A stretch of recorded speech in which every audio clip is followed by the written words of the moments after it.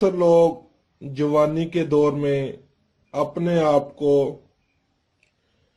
Control نہیں کر پاتے اور بہت زیادہ غلط کام کر کر کے اپنے آپ کو تباہ کر لیتے ہیں اور پھر پریشان ہو جاتے ہیں۔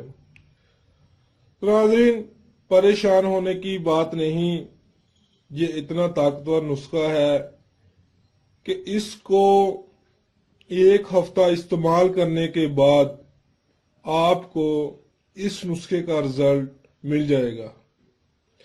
صرف 2 چیزوں کا اس میں استعمال کیا گیا ہے۔ میرے جتنے بھی غیر ملکی ویورز ہیں، چاہے وہ انڈیا میں ہیں، عرب میں ہیں یا یورپ کنٹری میں ہیں، یہ جو اجزاء میں آپ کو بتاؤں گا یہ بالکل آسانی سے آپ کو مل جائیں گی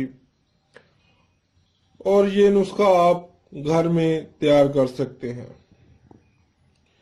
ناظرین، آپ لوگوں سے گزارش ہے کہ ویڈیو کو مکمل واچ کیا کریں۔ کچھ ایسی باتیں بھی ہوتی ہیں جو ویڈیو کے لاسٹ میں بتائی جاتی ہیں۔ تو ناظرین، چلتے ہیں ویڈیو کے اگلے حصے کی جانب۔ ویڈیو زیادہ لمبی نہیں کرنی، بہت سارے لوگ لمبی ویڈیو کو نہیں دیکھتے، اس لیے ہماری کوشش یہی ہوتی ہے کہ ویڈیو کو مختصر بنایا جائے اور ساری تفصیل اسی میں بتا دی جائے۔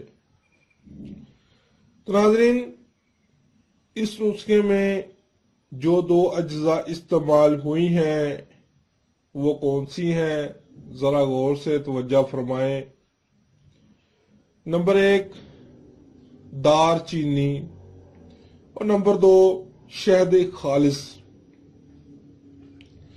ناظرین، میں نے پہلے بہت ساری ویڈیو میں آپ لوگوں کو بتایا بھی تھا کہ شہد آپ وافر مقدار میں کسی گاؤں یا دیہات سے خرید کر اپنے پاس محفوظ کر لیں، کیونکہ شہد بہت سارے نسخوں میں استعمال کیا جاتا ہے۔ تو ناظرین، اب ان کی میں آپ کو مقدار بتا دیتا ہوں۔ آپ نے 50 گرام کے وزن میں دار چینی خرید لینی ہے اور شہد خالص کی ایک چھوٹی شیشی کرشی والوں کی خرید لیں۔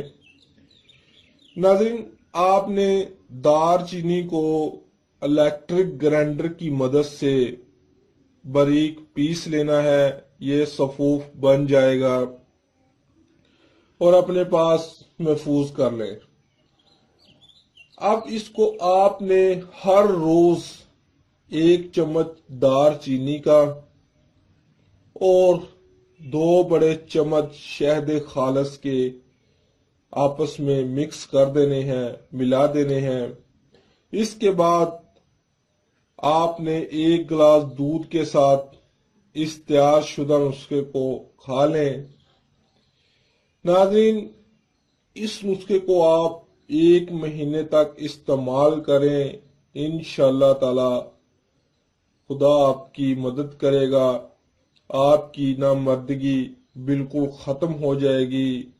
یہ دونوں ہی قدرتی اجزاء ہیں، کوئی کسی قسم کا سائیڈ افیکٹ نہیں ہے۔